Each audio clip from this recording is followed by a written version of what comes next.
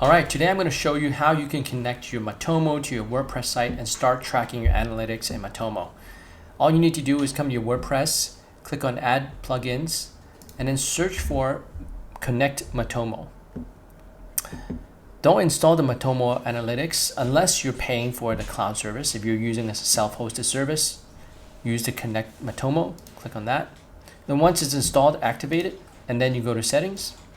Okay, so this is where you need to put in your details for your instance. Go to your Matomo server, click on All Websites, and then here you need to add a new website, and then fill in the details. Okay, I've filled in my details, just the URL and the name, save. Alright, so you have to fill in your URL and then your authentication token. So your URL is basically your server address for your instance. If you're using PikaPods, it should look something like this.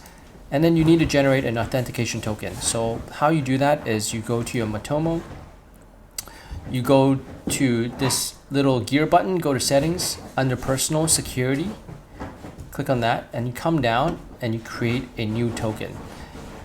Once you create it, just copy and paste that token, plug it in here, and then save your changes, and then you're done. So now that you've integrated it, you're just gonna wait maybe 20 minutes, and then you're gonna start seeing some stats on your screen.